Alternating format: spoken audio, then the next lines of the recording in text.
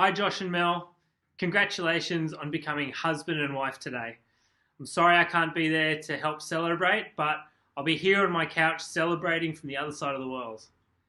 For family and friends, I've known Josh since we were both about 10 years old. Josh and I have spent many hours fishing together, playing high school soccer against each other, and many, many hours in the water surfing. Mel, I'm sure you're looking absolutely beautiful today. Thank you for making one of my best mates so happy. I can certainly see you guys were meant to be.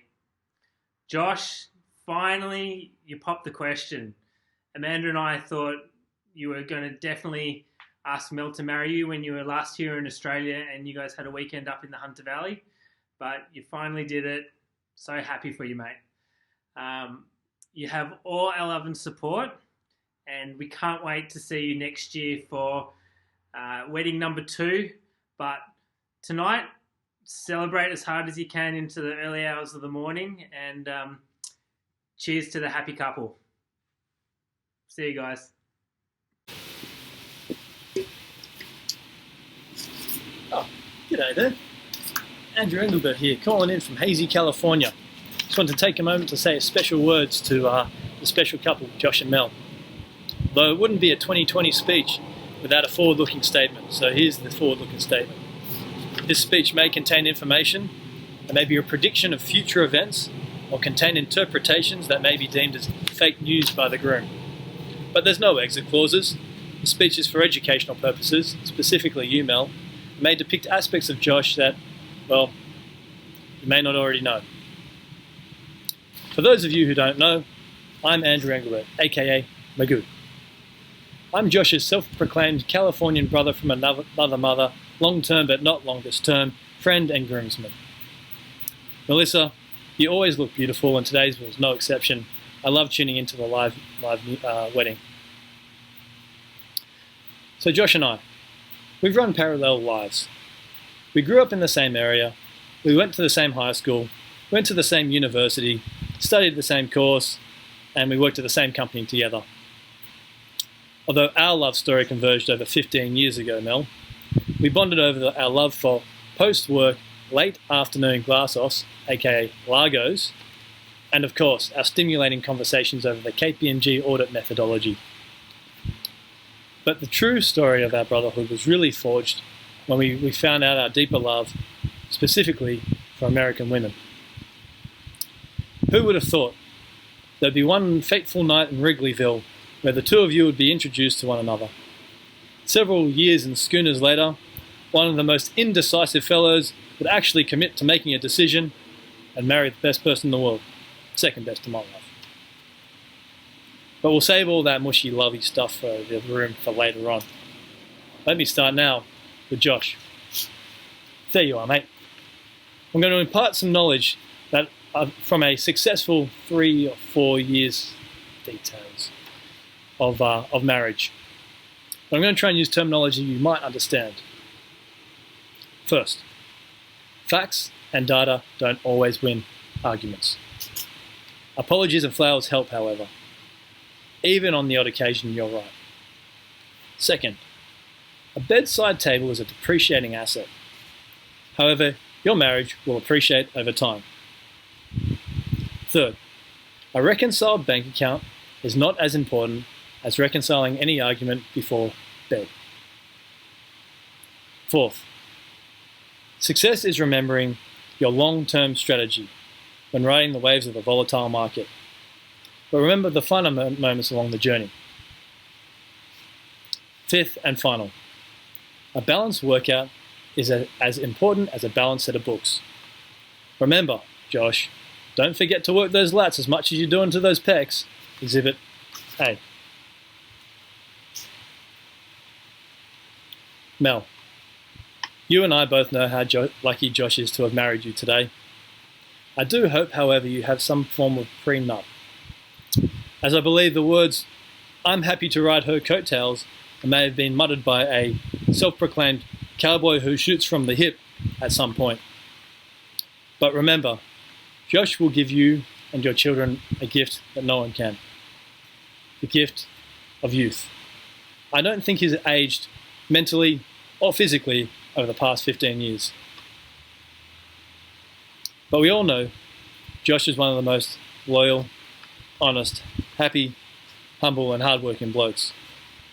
There's never a dull moment if it's catching up over a surf or a schooner, or a yarn over the phone. It could be days or months between catch-ups, but it always feels like just yesterday. But there is one simple rule with Josh. On the odd occasion he's cranky. A simple solution: remove any technological devices from his immediate proximity, inject with a double shot of caffeine, and you'll be right as rain. So I have these final parting words for you. There are a lot of ships in the world. There are steel ships and there are wood ships, and there are ships that sail the sea. The best ships are friendships, and forever they may be.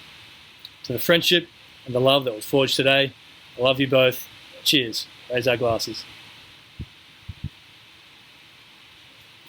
Oh, P.S. the champagne shit.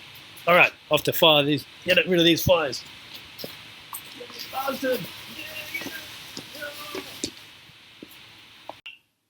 Mel and Josh, first off, thank you very much for this face mask. Look, I hope you're all wearing yours. Pink is definitely my colour, so it's going to get a lot of wear over here. Hi to all those who don't know me. My name's Tom. I'm Josh's best man, speaking to you from Sydney. Despite the fact that I'm not there, there's one thing I definitely know, and that's that Mel, you look absolutely stunning tonight. Josh, you've always been the pretty boy of the group, so by your standards, average, B+. Yeah. Look, Josh and I have been really close since probably about the age of 18 or so, working together at a little function centre. We're 63 now, if you can believe it, and so we've known each other quite a while.